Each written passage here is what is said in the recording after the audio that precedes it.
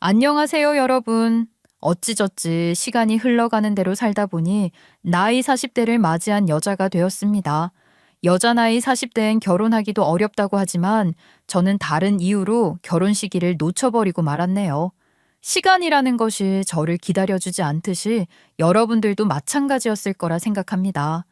혹시 지금의 나이가 될 때까지 버린 시간이 아깝다는 생각을 하신 적이 있으신가요?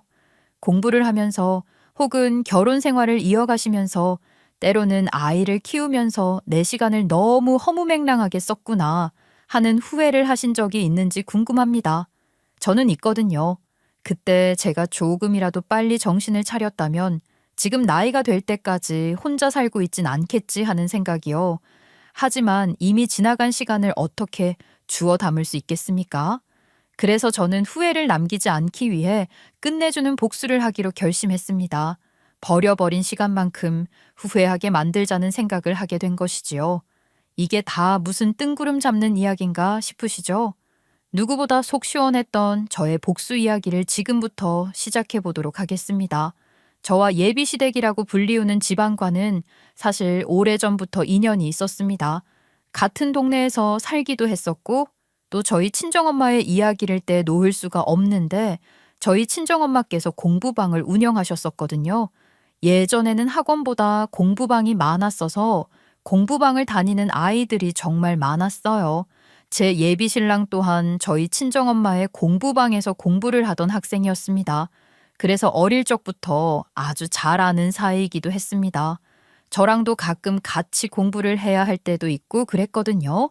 그때는 그냥 같은 동네에 사는 똘똘한 친구구나 하는 정도로 지냈었는데 시간이 지나면서 점점 친하게 지내게 되었죠. 생긴 것도 똘똘했는데 정말 공부를 잘했었거든요. 하나를 알려주면 열을 아는 사람이었습니다. 저 또한 옆에서 보고 배울 게 많은 사람이었고요. 저희 예비 신랑은 동네에서도 알아주는 똑똑이었어요. 지나갈 때마다 똑똑함이 묻어나온다고 할 정도로요. 동네 사람들이 모르는 사람이 없을 정도로 알아주었죠. 하지만 예비 신랑은 그 똑똑한 머리를 받쳐줄 수 있는 뒷배경이 없었어요. 예비 신랑의 집은 정말 찢어지게 가난했거든요. 예비 시모는 돈을 벌러 나가느라 예비 신랑은 하루 종일 저희 친정엄마의 공부방에서 공부를 했어요. 원래는 수업 시간이 정해져 있었지만 예비 신랑네 집안 사정을 저희 친정엄마께서 이해를 해주신 거죠. 공부방에서 나가게 되면 집에 가서 혼자 하루 종일 있었으니까 그게 마음이 씌여서 공부방에서 계속 있게 해준 거예요. 예비 신랑도 머리가 좋은 게 공부방에서 혼자 놀아도 되는 건데 다른 아이들이 수업을 할 때 옆에서 귀동냥으로 듣고 공부를 하기 시작한 거죠. 친정엄마는 그런 예비 신랑을 보고 될 놈은 될 놈이다 싶었는지 붙잡고 공부를 가르쳐 주기 시작하셨습니다. 예비 시모는 돈을 벌러 나가느라 예비 신랑의 밥도 챙겨주지 못했거든요. 그래서 예비 신랑은 어느 날부터 저희 집에서 밥을 먹기 시작했어요. 그러면서 정말 친해지기 시작했죠. 한국인은 역시 밥심이라는 말이 맞나 봐요. 그렇게 몇 개월을 보냈는데 어느 날부터는 예비 시모가 일을 하면서도 돈이 부족한 건지 뭔지 공부방에 내야 할 돈을 주지 않았어요. 그러니까 저도 이 사정은 나중에 들어서 알게 된 것인데 몇 달치의 학원비를 밀렸지만 저희 친정엄마는 독촉도 한번 하신 적이 없었다고 하더라고요. 그냥 불쌍한 아이니까 그거 푼돈으로 사람 정 없게 굴지 말고 공짜로 가르쳐 주자 싶었던 거죠. 예비 신랑은 학교가 끝이 나면 하루 종일 저희 집에서 공부를 배우며 예비 시모가 퇴근을 해서 데리러 올 때까지 기다렸어요. 제가 그 사정을 알게 된 다음부터는 이상하게 예비 신랑에게 마음이 가질 않더라고요. 빈대도 아니고 공짜로 빌붙어서 저희 집 식량을 축낸다는 생각이 들어서 그런 것이었어요. 어린 나이에 뭘 알겠어요? 그냥 친정엄마가 너무 천사 같은 마음씨를 지녀서 손해를 본다고만 생각했죠. 저는 친정엄마의 그런 모습도 싫었고 예비 신랑 가족의 염치 없음도 싫었습니다. 어느 날 제가 학교를 끝마치고 바로 집으로 가지 않고 친구들이랑 신나게 놀다가 뒤늦게 집에 들어갔는데 두런두런 말소리가 들리더라고요. 무슨 소린가 했더니만 예비 신랑이 친정엄마의 손을 붙들고 울고 있는 게 아니겠어요? 무슨 일인가 싶어서 엿듣기 시작했죠. 선생님, 정말 감사합니다. 제가 나중에 꼭 의사가 되어서 돈 많이 벌면 선생님께 먼저 갚을게요. 저 진짜 이렇게 공부할 수 있도록 도와주셔서 감사합니다. 불우한 가정 환경을 가지고 있어도 제가 꾸준히 공부를 할 수 있었던 것은 전부 선생님 덕분이에요. 제가 나중에 꼭 갚을게요. 정말 꼭 갚겠습니다. 그런 부담감 가질 필요 없어. 내가 다 좋아서 하는 건데. 그저 아무 생각 없이 공부만 열심히 해. 어떻게든 꼭 갚을게요. 그러니까 저 앞으로도 계속 공부할 수 있도록 도와주세요. 정말 부탁드립니다. 그래, 알겠다. 너는 아무 걱정 말고 공부만 해. 그렇게 학창 시절을 전부 바치고 예비 신랑은 의대에 가게 되었습니다. 그렇게 목표하던 의대에 가게 되었으니 소원을 이루었다고 봐도 되겠죠. 저는 대놓고 예비 신랑을 무시하고 싫어했었지만 또 의대를 갔다고 하니까 한편으로는 대단하다 대견하다는 생각을 하게 되었죠. 그런데 정말 의외의 상황이 생겼습니다. 예비 신랑이 의대에 가자마자 저에게 고백을 하더라고요. 저를 좋아했었다고요. 저는 이게 무슨 소리인가 싶었어요. 처음에는 당황스러워서 대꾸조차 하지 못했는데 그 뒤로 몇 번이나 저에게 고백을 하더라고요. 진심이라고요. 결국 저는 그렇게 염치 없다고 싫어하던 예비 신랑에게 넘어가게 되었고 연애를 시작하게 되었습니다. 예비 신랑은 의대에 입학을 할 때 일반적으로 의사로서의 상징인 가운을 받게 되는데 그 가운을 예비 시모가 아닌 저희 친정엄마께 입혀주었어요. 저희 엄마 엄청나게 감동을 받으셨죠. 사실 예비 신랑이 의대에 갈 수 있었던 건 반 이상 저희 친정엄마의 도움이 있었기 때문 아니겠어요? 저희 엄마가 공부를 가르쳐 주지 않았으면 아마 의대는 꿈도 못 꾸었을지도 모르죠. 우리 엄마도 예비 신랑을 본인 아들처럼 생각을 했으니까요. 사실 예비 시모는 그 가운을 입은 엄마를 보면서 황당해 했지만 무슨 할 말이 있겠습니까? 먹고 사는 게 바빴다 하더라도 아들이 공부하는데 관심 한 번을 주지 않았던 사람이었으니 입이 10개라도 할 말이 없는 상태였죠. 입을 삐죽이긴 했지만 대놓고 무슨 말을 못 하더라고요. 아무튼 예비 신랑은 그렇게 의대에 가게 되었고 의사가 되기만 하면 저에게 결혼을 하자며 약속을 했어요. 처음에는 나이가 어리니까 그냥 하는 말이겠거니 하고 알겠다고는 대답을 했었는데 정말 그 뒤로 몇 번이나 거의 매일매일 저에게 의사만 되면 결혼을 하자고 하더라고요. 귀에 피딱지가 않는 줄 알았다니까요. 저도 그 고백이 싫지 않았습니다. 남들은 가지고 싶어 하는 의사 남편 아니겠어요? 저도 그 나이에 허영이 없었다고는 말 못하니까요. 아무튼 저는 예비 신랑이 의사 면허를 당당하게 따오기만을 기다렸습니다. 그래서 행복한 결혼 생활을 할 수 있기를 바라고 또 바랬죠. 그런데 문제가 하나 있었어요. 의대 학비가 조금 비싼 게 아니지 않겠어요? 다른 학비에 비해서 의대는 앞자리가 다르더라고요. 거기다가 학교를 다니면서 써야 하는 교재값도 장난이 아니었고요. 의대만 합격을 한다고 해서 만사 오케이가 아니었다는 뜻이었죠. 하나하나 챙겨야 할 것들도 넘쳤고 수업에 필요한 서적값만 해도 어마어마했습니다. 저와 엄마는 조금 고민이 되었어요. 예비 신랑이 분명 돈 때문에 힘들어 보이는데 이걸 도와줘야 하나 말아야 하나 하는 고민이었죠. 이제 성인이 되었으니 스스로 해야 할 법도 한데 의대 수업을 들으면서 아르바이트를 한다는 것은 무리였으니까요. 조금만 공부에 손을 놨다가는 뒤처질 수밖에 없는 상황이었기 때문에 친정엄마와 저는 조금이라도 도와주자 싶었습니다. 친정엄마께서 일부러 예비 신랑의 자존심을 건드리지 않는 선에서 용돈을 쥐어주며 학교를 다니면서 필요한 곳에 쓰라고 말을 해줬어요. 예비 신랑은 돈이 급했는지 그 돈을 받았죠. 그런데 그날 저녁 예비 시모가 저희 집에 찾아왔습니다. 예비 신랑에게 주었던 그 용돈 봉투를 고스란히 들고 말이죠. 아유, 선생님, 더 이상 이렇게 도와주실 필요 없습니다. 그동안 저희 아들이 공부를 공짜로 하면서 받은 것도 다 갚지 못했는데, 아유, 어떻게 용돈까지 받겠습니까? 선생님, 저 일합니다. 제가 열심히 돈 벌어서 이제라도 우리 아들 뒷바라지 열심히 해줄 거예요. 떡하니 의대까지 갔는데, 당연히 제가 그 정도는 해줘야죠. 제가 너무 주제넘은 짓을 한 것이었군요. 자존심이 상할 수도 있는 일이었을 텐데 생각이 짧았습니다. 죄송합니다. 아니요, 선생님, 죄송은요. 선생님께서 저희 아들을 아들처럼 생각해 주신 거 잘 알고 있습니다. 은혜도 많이 받았고요. 하지만 이제는 제가 해주고 싶어서 그럽니다. 앞으로는 제가 잘 챙겨볼게요. 걱정하시지 않도록요. 아유, 정말 감사했습니다. 선생님 덕분에 의대까지 간 것이에요. 그러니까 이제는 제가 의사 만들어 볼게요. 저희 엄마 뿌듯한 얼굴을 하시더라고요. 어떻게 보면 한 가족을 다시 일어설 수 있게 만든 거나 다름없었으니까요. 그런데 사람 일이라는 게 한 치 앞도 모르는 것 아니겠습니까?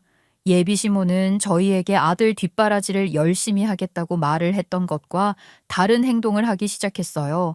예비 시모가 또 알아주는 동네 주당이었거든요. 말과 다르게 음주 가무를 정말 좋아하는 사람이었다는 것이었죠. 알코올 중독까지는 아니었지만 틈만 나면 술자리에 끼고 모임에 껴서 신명나게 놀아 제끼곤 했더라고요. 저희 친정엄마가 그런 자리에 나가질 않으시니 잘 몰랐던 거고요. 아무튼 일은 열심히 하시는데 노는 것도 열심히 하셨던 겁니다. 식당에서 주방 이모로 일을 하시던 예비 시모께서 일이 끝나고 나면 꼭 반주로 술을 한 잔씩 하셨나 봐요.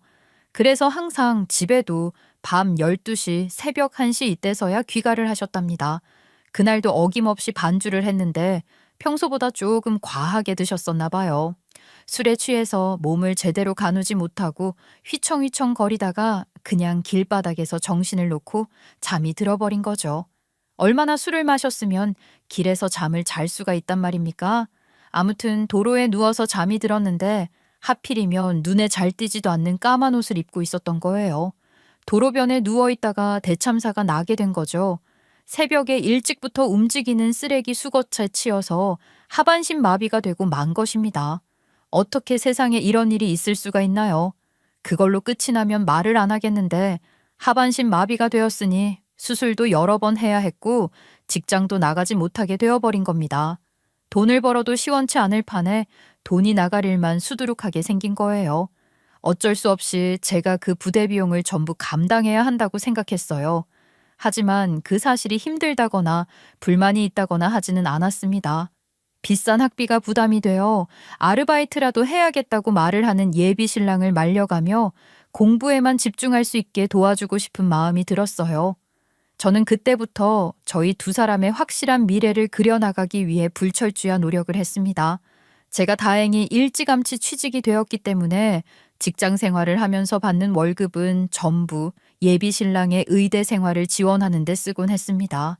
예비 신랑은 정말로 똑똑한 사람이었고 본인의 처지를 잘 알고 있어서 무슨 수를 써서라도 당당하게 의사 합격증을 목에 걸고 오겠다고 했죠. 의사가 되어서 돈 많이 벌어서 저를 호강시켜 주겠다고 말을 아끼지 않는 사람이었어요. 돈이 없는 예비 신랑을 위해서 비싼 의대 학비를 대느라 저는 학자금 대출까지 대신 받아줘야 했지만 그게 하나도 아깝지 않았어요. 예비 시모는 본인의 처지를 비관하면서도 저를 아껴주셨습니다. 저에게 고마움을 잔뜩 표현하셨죠. 저는 예비 시모가 하반신 마비로 고생을 하시니까 예비 신랑의 집에도 몇 번 찾아가 이것저것 살림살이도 도와드리게 되었습니다. 그때마다 제 손을 꼭 잡으시면서 고맙다고 눈물까지 그렁그렁 하시며 이야기를 해주시는 예비 시어머니를 보며 저 또한 기분이 뭉클해졌죠. 지영아, 덕분에 우리 아들이 공부에만 집중을 할 수 있다고 하던데, 아유, 얼마나 고마운지 몰라. 알다시피 우리 집 사정이 별로 좋지 못하잖아. 이번에 학자금 대출까지 도와줬다지? 내가 정말 면목이 없다. 내가 해줘야 하는 일인데 신용에 문제가 있어서 학자금 대출이 안 나온다고 하더라고. 그 얘기 들었을 때 내가 얼마나 울었는지 몰라. 걱정 많으셨을 것 같아요. 그래도 결국에는 일이 잘 풀렸으니까 다행이지 않겠어요? 제가 힘 닿는 데까지는 도와주고 싶어요. 그렇게 마음을 써주니 이게 얼마나 고마운 일이야. 우리 아들이 그렇게 도움을 받아서 공부를 한 덕분에 의대를 간 것도 이렇게 멋있는 여자친구까지 만나고 나는 걱정거리 하나 없다. 내가 정말 내 며느리다 생각하고 잘해줄게. 제가 하고 싶어서 하는 일인걸요. 그렇게 마음까지 써주시니까 더 힘이 나는 것 같아요. 정말 감사합니다. 저희 두 사람 오래오래 예쁘게 잘 만나도록 할게요. 당연하지. 우리 아들이 속상하게 하거나 어디에 허튼 짓이라도 하고 다니면 내가 아주 다리 몽둥이를 부러뜨려 버릴 테니까. 알았지? 무슨 일 생기면 나한테 와서 다 일러 바치고 그래. 내가 우리 며느리 편 꼭꼭 들어줄 테니까. 몸은 이래도 마음은 대장군이야. 당당하게 의대에 간 예비 신랑이 존경스러워지기 시작했죠. 예비 시댁을 방문했을 때 티는 내지 않으려고 했지만 무척이나 놀랐었거든요. 집안 형편이 얼마나 안 좋은지 제 눈으로 직접 확인을 하게 된 것이었으니까요. 그 전까지는 집에 놀러가 본 적이 없어서 몰랐습니다. 어찌됐든 그 낡은 집의 모습을 보면서 거리를 둬야겠다는 생각보다는 제가 조금 더 많이 도와야겠다는 생각이 들더라고요. 학자금 대출을 받아야 하는 것은 솔직히 부담이 되긴 했지만 먼 미래에 저에게 투자를 하는 셈치고 기분 좋게 학비도 지원을 했습니다. 예비 신랑은 공부에만 집중을 할 수 있게 되었으니 점점 성적이 치고 올라오기 시작했어요. 다른 아이들은 돈 걱정 없이 공부만 하면 됐지만 예비 신랑은 돈 걱정에 공부할 시간이 줄어들고 있었으니까요. 하지만 제가 뒷바라지를 하면서부터 아르바이트에 대한 걱정도 사라졌고 데이트도 공부 위주로 했으니 예비 신랑의 성적은 점점 더 좋아질 수밖에 없었죠. 장학금까지는 바라지 못해도 성적이 상위권이니 본인 스스로 성취감을 느끼는 듯 했어요. 시험 기간에는 예민했지만 그래도 저는 그 모습조차 보기 좋다고 생각을 했습니다. 저랑 같은 학교에 다니면서 꿈도 희망도 없이 살던 시절과는 완전히 달랐어요. 그렇게 저희는 두 사람이 힘을 합쳐서 미래를 향해 한 발 한 발 더 다가가고 있다고 믿었습니다. 그리고 더더욱 예비 신랑에게 고마웠던 점은 저희 친정엄마를 지극히 챙긴다는 것이었어요. 시키지 않은 일임에도 불구하고 저희 친정엄마에게 매일같이 아침 인사를 보내고 일주일에 한 번씩 저희 집에 찾아와 밥도 먹고 이야기도 나누고 그랬거든요. 언젠가는 꼭 사위가 되겠다면서 말이죠. 저희 친정엄마도 부담스러워하지 않고 그런 예비 신랑을 잘 받아주었습니다. 저희는 정말 벌써부터 결혼을 한 사이처럼 양가가 돈독하게 잘 지내게 되었어요. 그렇게 8년이라는 시간이 훌쩍 지나가고 예비 신랑은 드디어 의사 면허를 취득하게 되었습니다. 나이가 30 중반까지 흘러가게 되었지만 저희 두 사람의 관계는 무척이나 견고했어요. 늘 주문처럼 외운 것처럼 우리 두 사람에게는 밝은 미래가 있을 거라고 생각했던 것이 드디어 현실이 되었죠. 예비 신랑은 본인이 원하던 피부과 의사가 되었고 양쪽에서는 저희를 사위 며느리라고 부르시며 정말 한 가족이 된 것처럼 행동했습니다. 물론 그 사이에 다툼도 있었고 헤어져야 하나 생각을 했던 적도 있었지만 저희 두 사람은 그런 위기를 전부 이겨냈어요. 서로를 너무나도 잘 알고 연애를 한 시간만 따져도 10년이라는 시간이 훌쩍 넘어갔기 때문에 서로에 대해서 모르는 게 없을 정도였습니다. 하지만 세월이 많이 흘렀다는 단점도 존재하긴 했어요. 서로를 너무 잘 알다 보니까 얼굴만 봐도 이 사람이 거짓말을 하는구나, 나랑 같이 있는 게 지겹구나 하는 것을 느낄 수 있다는 것이었어요. 본격적으로 병원에서 일을 시작하면서부터는 데이트를 할 수 있는 시간조차 부족했습니다.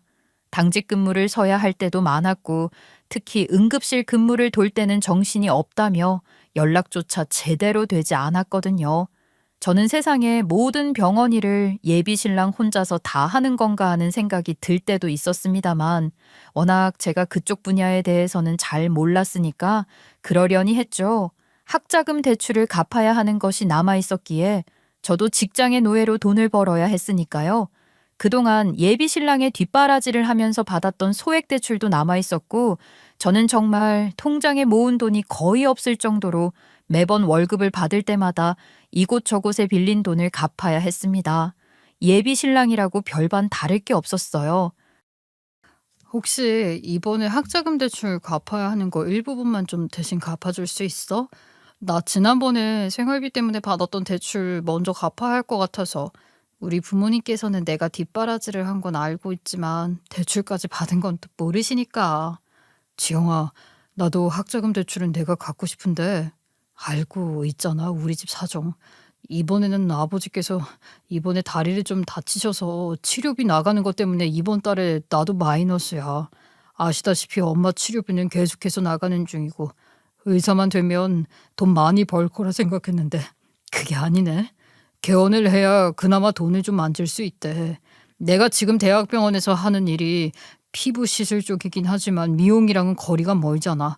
화상 치료하고 피부암 진단하고 하는 일이 돈이랑은 또 크게 상관이 없어서. 아니, 물론 월급 받으면서 일을 한다는 건 알고 있지만 그래도 내가 한 달 내내 직장 생활하는 것보단 더 많이 벌지 않아? 이번 달은 내가 정말 힘들어서 그래. 아니, 그러길래 대출은 왜 받았어? 없으면 없는 대로 살았어야지. 대책 없이 대출을 받으니까 이런 일이 생기잖아. 아, 내가 뭐 나 먹고 살자고 대출 받은 거겠어? 대출 받은 돈으로 죄다 네 뒷바라지 하는데 썼는데 어떻게 그런 말을 할 수가 있어.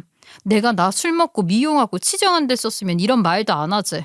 내가 지금 몇 개월째 미용실도 못 가고 네 뒷바라지를 하고 있는데 그런 말을 해? 이제 그런 뒷바라지 안 해줘도 되는 거 알잖아.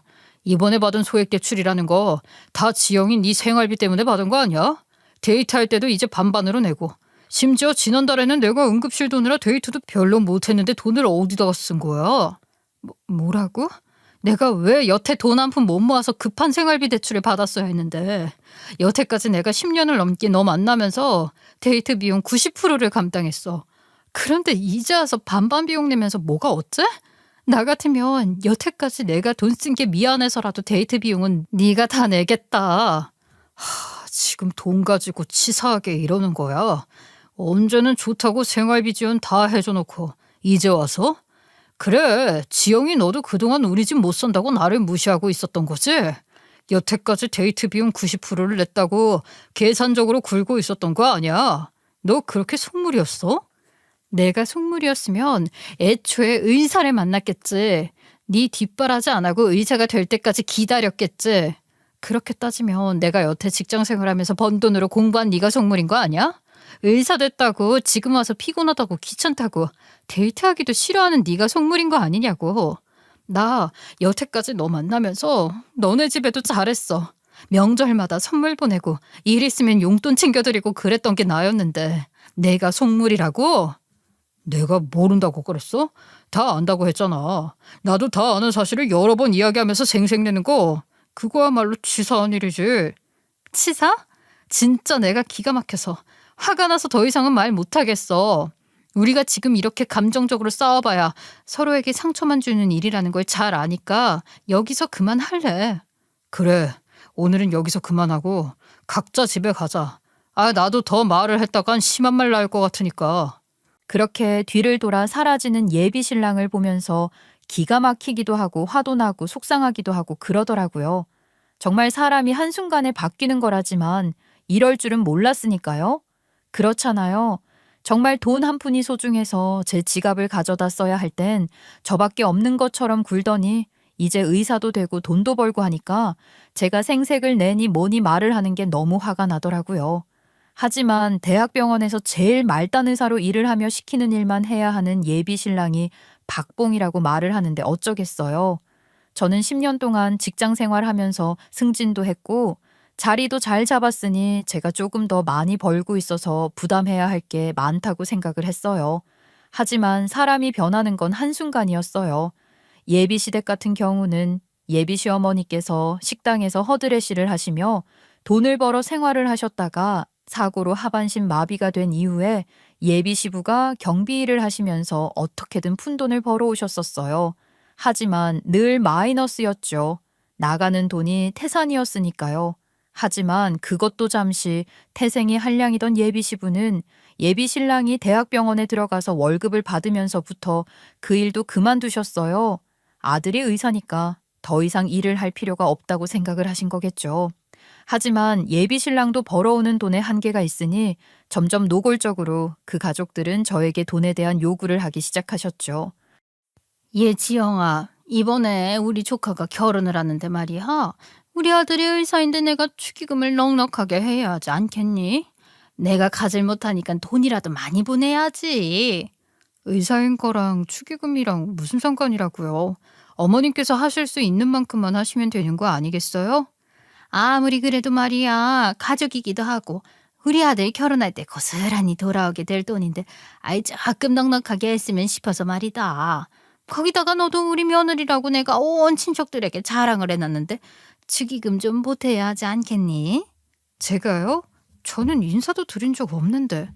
인사는 한 적 없어도 말이다. 내가 이미 다 말을 해줬다니까. 우리 며느리 능력도 타고 말이야. 그런데 네가 그냥 입을 싹 씻으면 그것도 좀 그렇지 않겠어.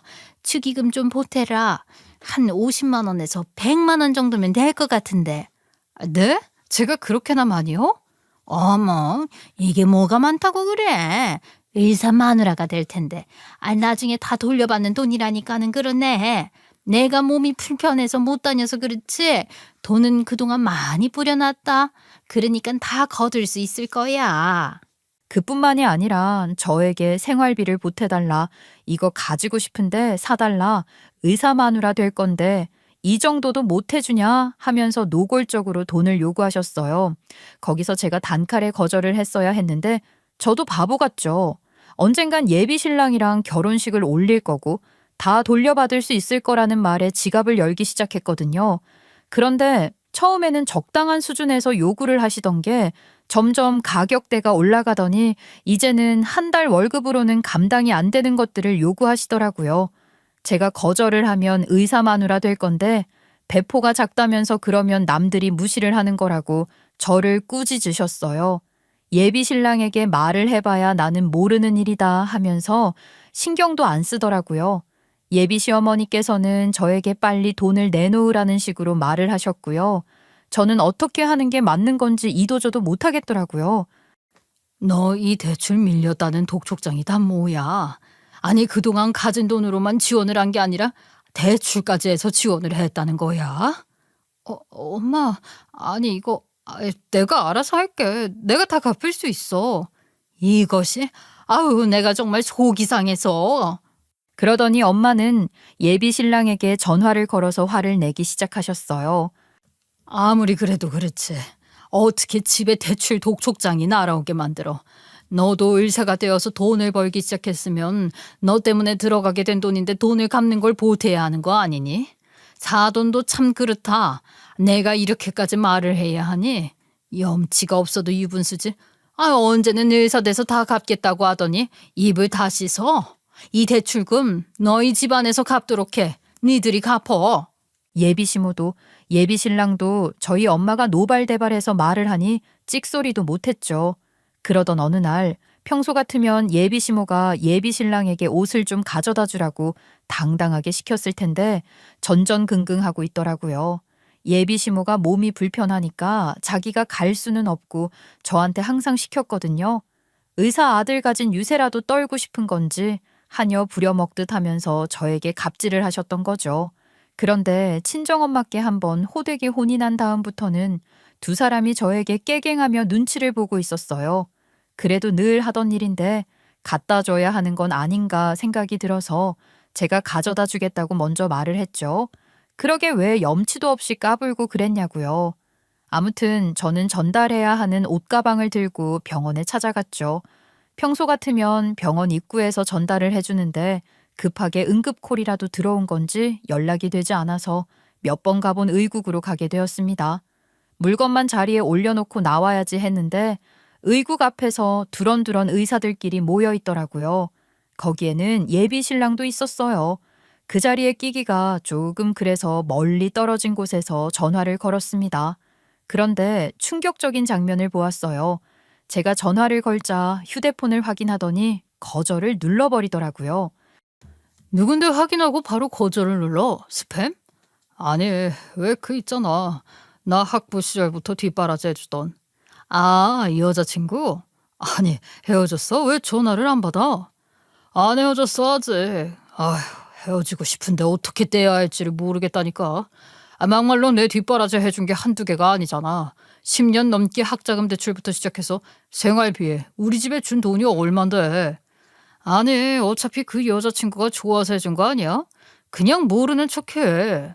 솔직히 말해서 그 여자친구네 집안 뭐 대단한 것도 아니라며. 그냥 평범하다고 안 했어? 우리 나중에 개업이라도 할라 치면 수억 들어가 수억이. 피부과 레이저 기계 한 대만 해도 억소리가 나는데 돈 있는 집안에 장가 가도 처가 눈치 봐야 하는데 돈 없는 집에 장가 가서 눈치 볼 거야? 아이, 그래. 그 말도 틀린 말이 아닌데. 이제 와서 어떻게 헤어지냐 이 말이야. 아니 뭐 사랑하면 결혼하던가. 네가 결정하는 거지. 사랑? 그런 게 남아있겠어. 지밖에 몰라. 내가 얼마나 병원에서 힘들게 일하는지 모른다고. 데이트 비용 나보고 다 내라는 식으로 말하는데 정 떨어져서 무조건 반반하잖아. 야, 너도 근데 진짜 나쁜 놈이다. 너 솔직히 말해봐. 피부과 김간호사랑 모이지? 그래서 더 헤어지고 싶은 거 아니야? 김간호사는 너 여자친구 있는 거 모르잖아. 아, 티 나냐? 김간 걔 엄청 들이대더라. 근데 또 그게 나쁘지 않고. 여자친구 없다고 했더니 바로 밥 먹자고 하던데. 그러면서 낄낄거리는데 그 목소리가 어찌나 크던지 조금 떨어져 숨어있는 제 귀에도 그 말소리가 착착 들려오더라고요. 저는 온몸이 부들부들 떨렸어요. 당장에 가서라도 화를 내야 하나 고민을 하다가 결국 그 의국 복도에 옷가방을 내려놓고 집으로 왔습니다. 눈물도 나지 않더라고요. 너무 충격적이라서요. 몇 시간 뒤에 제가 옷 심부름을 했다는 것을 알게 된 건지 저에게 수없이 많은 전화가 걸려왔지만 저는 예비 신랑의 전화를 단 한 통도 받지 않았습니다. 그리고 며칠간 휴대폰도 꺼두고 출퇴근만 반복을 하다가 휴대폰을 켰는데 예비 시어머니의 연락이 와 있더라고요. 저에게 만나자는 말을 하셨어요. 예비 시모도 예비 신랑이랑 저랑 문제가 있다는 걸 알고 미안하다는 이야기라도 하시려나 싶었습니다. 어머님, 저 왔어요. 혹시 그때 제가 병원에 옷 전달해 주러 갔을 때 일 들으셨어요? 그래, 들었다. 내가 오늘 그 얘기하자고 부른 거다. 저 진짜 너무 서운해요. 바람을 피운다는 건 모르겠지만 그이한테 들이대는 여자 간호사가 있나 봐요. 전 정말 꿈에도 몰랐어요. 거기다가 동기들한테 저에 대해 어떻게 이야기를 했는지 저는 그냥 돈줄로밖에. 아유, 내가 뭐 네 푸념이나 듣자고 불렀겠니? 애가 왜 이렇게 눈치가 없고 그래? 그리고 그때는 말 못했는데 나 네 엄마한테 훈계 들었을 때 아주 기분 더러웠다. 내가 곰곰이 생각해봤는데 이건 아니다 싶어. 네? 그게 무슨 말씀이세요, 어머님? 이제 그 어머님 소리도 솔직히 좀 지겹긴 해. 아이, 도대체 몇 년째니? 너네 만난 걸로만 치면 몇십 년이야. 이제 서로 볼장 다 봤는데 뭘 이런 걸로 칭칭거리고 있어?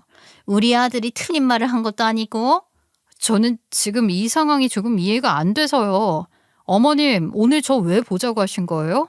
저는요, 그이가 저에 대해서 그런 식으로 말을 하고 다닌 걸 어머님께서 공감해 주시는 줄 알았어요. 저를 위로해 주시려고 부르신 줄 알았다고요. 내가 왜? 안 그래도 답답했는데. 네가 하도 눈치가 없어서 말이야. 아니, 내가 너한테 계속 부담 주는 부탁이라도 하면 화를 내고 팔을 빼야 하는 게 정상 아니니? 부담 주는 부탁이란요? 설마 축의금부터 시작해서 생활비 이야기하시는 거예요? 그래, 내가 뭐 우리 아들이 주는 생활비로 못 살 것 같아서 그래? 아무리 대학병원에서 페이닥터로 일을 해도 말이다. 내가 식당에서 일해서 번 푼돈보다 생활비를 더 주더라. 우리 아들이 능력이 되니까 말이야. 이제는 아까워 너한테 주기가. 그래서 내가 너 나가 떨어지라고 그렇게 눈치를 주면서 무리한 부탁까지 했는데 꾸역꾸역 대출까지 받아서 나한테 돈을 쥐어줄 일이야? 그 정도 했으면 이제는 포기할 줄도 알아야지. 뭘 포기하라는 건지. 지금 저보고 그이랑 헤어지라는 뜻이에요? 그이는 무슨 얼어 죽을 그이야? 결혼을 한 상태도 아닌데. 그래, 내가 내 입으로 말하기 미안해서 눈치만 준 건데 네가 못 알아들으니까 이제는 솔직하게 말을 하는 게 낫겠다 싶어. 우리 아들이랑 이만 헤어지는 게 좋겠다. 솔직히 말해서 네가 뭘 가진 게 있니? 집안이 대단히 잘 사는 것도 아니고 그렇다고 네가 뭐 우리 아들 개원을 시켜줄 수 있는 것도 아니고 말이야. 우리 아들 지금도 여기저기서 만나고 싶다는 여자가 줄을 섰는데 네가 계속 그 자리를 차지하고 있으니까 어디 선자리도 못 내보내고 답답해 죽겠다 이 말이야. 정말 기가 막혀서 어떻게 이렇게 사람이 180도로 변할 수가 있어요? 그 사람한테 만나고 싶다고 한 여자가 줄을 섰다고요? 누가 줄을 선다고요? 솔직히 집안도 잘난 거 하나 없고 이런 말 뭐하지만 어머님은 하반신까지 마비인데 누가 그 인간한테 시집을 가고 싶어 하겠어요? 뭐야? 내가 하반신 마비인 게 뭐가 어떻다고. 잘난 집 여식이 내 며느리 되면 짐덩어리 절대 안 되지. 내가 우리 아들한테 짐이 될까 싶냐? 저한테는 이거 해와라 저거 해라 짐만 잔뜩 쥐어주고서 부잣집 여식이 들어오면 안 그럴 거라고요? 당연하지. 우리 아들 미래 창창하게 만들어줄 여자인데 내가 설설 기어야 하지 않겠냐? 아유, 아무튼 더 듣고 말고 할 것도 없이 헤어지라고. 우리 아들 개원해서 부자 의사 될 수 있게 네가 이제는 떠나줘야 할 거 아니니? 네가 정말로 내 아들을 사랑한다면 지금쯤은 비켜줘야지. 급 차이가 나서 더 이상은 안 되겠다. 그러니까 우리 아들에게서 떨어져. 저는 그 말을 듣는 내내 현실감이 전혀 없었어요. 10수년을 만나온 남자친구 예비 신랑이었는데 의사가 되었다고 자리 좀 잡았다고 좋은 집안의 여식이랑 결혼을 시키고 싶다면서 급차이 운운하며 헤어지라고 하는 게 말이나 되는 소리인가요? 저는 입만 떡 벌리고 아무 말도 하지 못했죠. 아유, 왜 또 꿀먹은 벙어리가 됐어? 내가 이렇게 말을 하는 게 너무 치사하다고 생각하지 않았으면 좋겠다. 우리도 이제 살림살이 좀 정리해야지. 부잣집 며느리 봐서 누릴 거 다 누리면서 살아야 하지 않겠니? 어머님은 그런 노후 준비도 안 되어 있으시면서 아들 가지고 장사하려는 거잖아요. 그게 뭐? 내가 내 아들 잘 키워서 그 덕 좀 보겠다는데 그게 뭐가 나빠? 어머님이 키우신 것도 아니죠. 제가 키운 거나 다름없죠. 학자금 대출에 생활비에 여태 뒷바라지한 게 얼만데. 그러니까 너도 지금 결국에는 우리 아들을 돈으로만 보고 있는 거 아니니? 그래서 무슨 내조를 하겠다고? 이제 헤어져라. 우리도 끝맞는 집안 여식이랑 결혼시키려니까. 그러면서 저에게 2번 다시는 얼굴 보고 살지 말자고 여태까지 뒷바라지 한 것들은 의사 여자친구 하면서 남들 앞에서 기 살려준 값이라 생각하라 하더라고요. 저는 어이가 없었어요. 너무 황당하고 이 상황이 믿어지지가 않아서 눈물조차 나지 않았습니다. 그 뒤로 예비 신랑이랑 연락을 하려고 해봐도 연락이 닿지 않았고 병원 앞에서 기다려봐야 만날 수가 없었습니다. 병원 출입구가 한두 개도 아니고 거기다가 동료 의사들에게 저를 어떻게 설명해 놓은 건지 예비 신랑을 기다리지 말라고 한마디씩 하고 가는 인간들까지 있었어요. 너무 쪽팔리고 서러워서 병원 앞에서 기다릴 수도 없었죠. 휴대폰 번호까지 바꿔버린 예비 신랑 때문에 저는 멘탈이 완전 부서져 버렸습니다. 저희 부모님 또한 사위라고 생각했던 예비 신랑의 배신 때문에 많이 분노를 하셨지만 그 뒤로 정말 조금씩 들려오는 소식 말고는 예비 신랑을 직접적으로 마주할 수 있는 기회가 없었어요. 이전에 알던 대학 동기들 때문에 소식이라도 들은 것이지 그 동기들 아니었으면 이 인간이 하늘로 솟았나 싶었을지도 모르겠어요. 저는 어떻게든 기회를 붙잡으려 매달려 보려 했지만 작정이라도 한 사람처럼 저를 피해 다니는 그 집안 사람들 때문에 얼굴조차 볼 기회가 없었습니다. 심지어 집도 이사를 갔더라고요.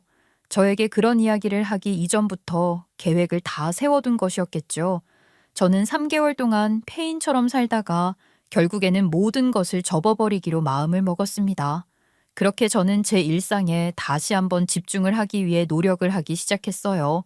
솔직히 너무나도 힘들었습니다. 제 인생의 거의 대부분을 함께한 예비 신랑과 얼마나 많은 것들을 해왔겠어요. 밥을 먹다가도 길을 걷다가도 노래를 듣다가도 생각이 나는 그 사람 때문에 울고 화를 내고 난리를 쳤죠. 저희 부모님께서는 저를 심리상담센터에 보내기도 하셨습니다. 그곳에서 많은 상담을 나누며 차츰차츰 삶에 활력을 찾기 시작했어요. 그렇게 6년이라는 세월을 더 보내도록 저는 예비 신랑에게 당했던 배신감 때문에 남자는커녕 정말 사람들 간의 교류도 끊고 지냈습니다. 정말 힘든 시간이었어요. 저는 직장 생활에서도 실수가 많았고 결국 직장까지 그만두게 되었거든요. 부모님께서는 저 하나 먹여 살리는 게 어렵겠냐며 잠시 쉬고 다시 일을 해도 괜찮을 거라고 다독여 주셨어요. 저희 부모님이 아니었다면 저는 정말 일어서지 못했을 겁니다. 저희 친오빠도 예비 신랑의 얼굴을 한 대 쳐야 속이 시원하겠다면서 당장이라도 찾아가겠다고 하는 것을 몇 번이나 말렸는지 몰라요. 정말 가족이 없었다면 저는 이 세상에 존재하지 못했을지도 모르겠습니다. 그렇게 저는 상담센터를 다니며 집에서 평소 취미였던 그림을 그리기 시작했고 그러면서 마음의 치유를 많이 얻게 되었습니다. 6년의 세월이 흐르면서 알고 싶지 않았던 것들도 알게 되더라고요. 전 예비 신랑이 몇 년 동안 재고 따지고 하다가 결국에는 집안 빵빵한 여자랑 결혼을 했다는 것, 그리고 대학병원에서 일을 하면서 척에 빌빌거리면서 개원 준비를 하고 있다는 사실까지 말이죠. 저는 제가 복수를 할 날이 오기만을 기다리고 있었어요. 그리고 마침내 그날이 찾아오게 되었습니다. 동기들이 저에게 전 예비 신랑이 피부과를 개원하게 되었다면서 소식을 전달해 주더라고요. 피부 시술을 싸게 했다는 친구도 있더라 하면서 말이죠. 저는 아무렇지 않은 척 대꾸했어요. 나도 나이가 들어서 그런지 피부 시술 같은 거 상담받고 진행해보고 싶은데 그래도 여태 내가 해준 게 있는데 나는 G&DC로 좀 싸게 해주지 않을까? 위치 좀 알려줄 수 있어? 지영이 넌 진짜 가보게? 난 솔직히 별로 추천해주고 싶지는 않은데 네가 가고 싶다고 하면 뭐 신사동에 있다고 하더라. 처가가 빵빵하다고 하더니 빚까지 내서 해줬나 보더라고. 거기 자리세가 뭐 한두 푼이겠니? 생각보다 장사가 안 돼서 좀 힘든 것 같긴 하더라. 그리고 걔 와이프가 대학병원에서부터 같이 일했던 간호사라서 개원한 병원에서 일한다고 들은 것 같아. 알려줘서 고마워. 그리고 저는 만발의 준비를 해서 그놈의 병원에 찾아갔습니다. 진료 대기를 걸어놓고 제 차례가 오자마자 원장실에 들어갔더니만 전 예비 신랑이 저를 보고 눈이 2배로 커지더라고요. 그렇게 제 연락도 받지 않고 잠수 이별을 한 놈 앞에 당당하게 6년 만에 나타났으니 놀랄 수밖에 없지 않겠어요? 여긴 어떻게 오긴 병원 차렸다는 얘기 듣고 찾아왔지? 근데 손님이 없어도 너무 없는 거 아니야? 처가에 빚까지 내가면서 개원한 거라며? 그건 또 어떻게 알았어? 그런 것까지는 신경 안 써줘도 돼. 아직 개원한 지 얼마 안 됐고 돈 벌어서 처가에 어떻게든 갚으면 되는 거니까. 언제는 나한테 급 차이 운운해가면서 헤어지자고 하더니 빵빵한 처가 만났다더니 그것도 아닌가 봐. 전부 갚아야 하는 걸 보면. 사람이 양심이 있지. 빌린 게 있으면 당연히 갚아야 하는 거 아니겠어? 그래서 오늘 뭐하러 온 건데 솔직히 우리가 얼굴 마주보면서 진료할 사이는 아니지 않나? 할 말 있어서 온 거면 할 말만 하고 가. 그래, 그러지 뭐. 말 잘했다. 사람이 양심이 있지. 빌린 게 있으면 당연히 갚아야 하는 거 아니겠어? 네가 개원했다는 소식 들릴 때까지 기다렸어. 나한테 갚아야 할 돈이 한두 푼이 아니라서 말이야. 그게 무슨 소리야? 내가 너한테 갚아야 할 돈이 있다니. 양심이 있다며. 이거 봐봐. 이거 보면 이해가 한 방에 될 테니까. 손해배상 청구? 부당이득 반환 청구? 이게 다 무슨 소리야? 무슨 소리긴. 내가 아직도 네 말이라면 끔뻑 죽고 네 뒷바라지만 열심히 했던 그 지영이로 보이니? 나 너한테 돈 받으러 온 빚쟁이야, 빚쟁이. 뭐라고? 네가 결혼한 그 사람도 알아? 들리는 소문에 의하면 너랑 같은 병원에서 일했던 간호사라고 하던데. 혹시 나랑 사귈 때 여자친구 없다면서 연락하고 지내던 김 간호사인지 뭔지 그 여자니? 네가 그걸 어떻게? 우리 헤어질 때쯤 네가 의국에서 동기들이랑 하는 말 다 들었어 내가. 너 옷가방 전달해주러 갔을 때. 그랬구나. 그럼 네 와이프는 너랑 내가 사귀었었던 것도 몰랐다는 거네? 내가 10수년 동안 네 뒷바라지 하다가 차인 것도 모르고? 지영아, 잠깐만. 너 무슨 짓을 하려고 그러는 거야? 지영아, 너랑 나랑 헤어진 거에 우리 와이프 잘못은 없어. 그거야 길고 짧은 건 대봐야 하는 거 아니야? 돈 때문에 그런 거면 내가 빚을 내서라도 너한테 갚을게. 우리 와이프한테는 비밀로 해주라. 응? 왜? 네 와이프가 알면 안 돼? 아유 어차피 과거잖아. 뭐 어때? 나는 급이 안 돼서 차인 건데. 네 와이프는 네가 양다리 걸치다가 급이 맞아서 결혼한 거고. 제가 큰 소리를 내니까 방음이 잘 안 되는 진료실 밖으로 말소리가 다 흘러나간 것 같더라고요. 원장실에 문이 열리고 씩씩 거리면서 한 여자가 딱 들어왔는데 누가 봐도 전 예비 신랑의 와이프로 보였어요. 이게 다 무슨 소리야? 양다리? 양다리였다고? 예진아, 오해야. 저 여자랑 사귀었던 것은 맞는데 헤어지고 너랑 만난 거야. 나한테 분명히 여자친구 없다고 그랬잖아. 그리고 우리 집은 급이 맞아서 결혼을 한 거라고? 뒷바라지 이야기는 다 뭐야? 지영아, 빨리 오해를 좀 풀어줘라. 오해를 풀 게 뭐가 있어. 다 사실인데. 저기요. 제가 저 인간 20살 때부터 만나서 그쪽이랑 사귀던 그때까지 뒷바라지 다 하고 우리 엄마한테는 공짜로 과외 받아서 저 새끼 의대 간 거야. 저쪽 집안에서 며느리 취급받으면서 경조사 다 챙기던 사람이었어요. 그러다 나 팽방했고요. 결혼하고 개혼까지 하면 한 번에 다 까발리려고 내가 6년을 참았다 이 말입니다. 저 인간이 그쪽을 사랑하는지 아닌지는 모르겠지만 돈 때문에 결혼했으니까 병원까지 차려줬으니 이제는 어디서 바람을 또 피울지 모르는 일 아니겠어요? 나한테는 여자 한 번 만나본 적 없었다고 했으면서 어떻게 이런 거짓말을. 당신 정말 미쳤어? 밖에 후배 간호사들 다 있는데 쪽팔리게 만들어 나를? 예진아, 오해라니까. 돈 때문에 너랑 결혼을 했다니 그런 거 아니야. 우리 아빠한테 다 말할 거야. 손해배상 청구? 기가 막혀 정말. 그러면서 그 예진이라는 여자가 전 예비 신랑 손이 들려있는 제 소송장을 낚아채가더니만 찬찬히 읽어보더라고요. 저는 이날을 위해 미리 준비했어요. 그 인간이 가장 행복하다고 느낄 때 지옥을 맛보게 하고 싶었거든요. 헤어지자마자 통장 이체 기록부터 시작해서 그동안 예비시댁 식구들이 저를 며느리라고 부르며 꼭 결혼해서 한 가족이 되자고, 어차피 가족이 될 거니까 생활비를 지원해달라고, 학자금 대출을 받아달라고 부탁했던 연락들까지 전부 들고 있었거든요. 변호사 사무실에 찾아가니 제가 지원을 했다는 증거로 충분히 인정이 된다고 하더라고요. 아이체 내역 영수증, 문자 내역 할 거 없이 전부 준비를 해갔으니까요. 전 예비 신랑이 결혼을 전제로 금전적인 지원을 받았으나 결혼이 성사되지 않았기 때문에 그 지원이 부당이득으로 인정이 된다고 했습니다. 거기다가 이미 양쪽에서 인정한 약혼 상태나 다름이 없었잖아요. 법적으로 일정한 효력을 가질 수 있다고 하더라고요. 결혼을 약속하고도 정당한 이유 없이 약혼을 일방적으로 파기를 한 것이었기에 정신적, 경제적 손해에 대한 손해배상 청구를 할 수 있다고 했어요. 제가 심리상담센터를 오랜 시간 다니기도 했고 또 이 일로 인해서 직장까지 그만두었기 때문에 손해배상 청구를 할 수 있게 된 것이죠. 꼭 이렇게까지 해야겠어?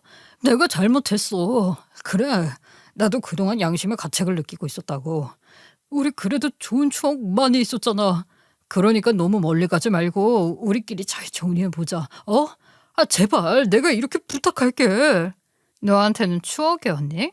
나한테는 추잡한 기억이었는데 네가 정말 나를 정리하고 싶었다면 비겁하게 네 엄마 뒤에 숨을 게 아니라 나한테 헤어지자고 당당하게 말을 했어야지. 받아 처먹은 건 다 뱉어내고 그럴 용기도 없었던 주제. 나는 흙탕물 다 뒤집었어도 이 싸움 그만두지 않을 거야. 저에게 잘못했다고 처가에 눈밖에 나면 끝장이라면서 한 번만 봐달라고 애원을 하는 전 예비 신랑의 손길을 뿌리치고 저는 정말 소송을 쭉 진행했습니다. 전 예비 신랑이 처가 눈치 볼만 하더라고요. 전 예비 신랑의 장인어른이 대학 교수였는데 총장 자리를 노리고 있는 중이었더라고요. 성품 바른 사위 칭찬을 그렇게 하고 다녔다는데 성품이 바르긴 개뿔, 소송을 통해서 여자 등쳐먹은 놈이라는 소문이 퍼지게 되었다고 하더라고요. 제가 일부러 전 예비 신랑의 장인어른이 있는 대학 앞에 현수막을 걸었거든요. 물론 불법 현수막이라고 금방 치워지긴 했지만 총장 자리를 노리는 다른 교수가 그걸 딱 보고 만 거죠. 이리저리 소문이라는 게 무서운 법 아니겠어요? 가족 하나 제대로 돌보지 못한 사람이 무슨 총장 자리에 올라앉겠냐고 피 튀기는 싸움 끝에 총장 자리에 앉지 못했다고 하더라고요. 그 결과 열이 받은 전 예비 신랑의 장인어른이 병원 개원하느라 빌려준 돈을 돌려 받아야겠다며 개원한 병원을 다시 빼앗았다고 하더라고요. 그 병원은 바로 다른 사람에게 팔아치우고 전 예비 신랑은 다시 페이닥터 신세가 된 거죠. 어디 그뿐이겠어요. 소송에서 제가 승소를 하게 되면서 저에게 갚아야 할 빚이 생겼고 그 때문에 처가에 눈밖에 나게 된 전 예비 신랑은 결국 이혼까지 당해버렸다고 하더라고요. 물론 그 부분에는 의사 아들 가진 유세를 떨던 전 예비 시모의 갑질도 적용을 하긴 했겠지만요. 그 성격에 며느리를 곱게 봤으면 얼마나 받겠습니까? 결혼 4년 만에 이혼당한 꼴이 아주 우습게 됐죠. 저는 할 일 다 한 기분으로 속 다 풀었습니다. 지금 저는 취미로 그리던 그림을 조금 발전시켜 지금은 이모티콘을 그려 판매하고 있습니다. 아직 유명한 작가는 아니지만 그래도 쏠쏠하게 돈벌이는 하고 있는 중입니다. 앞으로도 열심히 그림을 그려서 보란 듯이 유명해질 것입니다. 그날이 올 때까지 더 노력할 거예요. 그래서 저를 놓친 것을 평생 후회하게 만들어 버릴 겁니다. 그날이 올 때까지 모두 안녕하시길 바랍니다.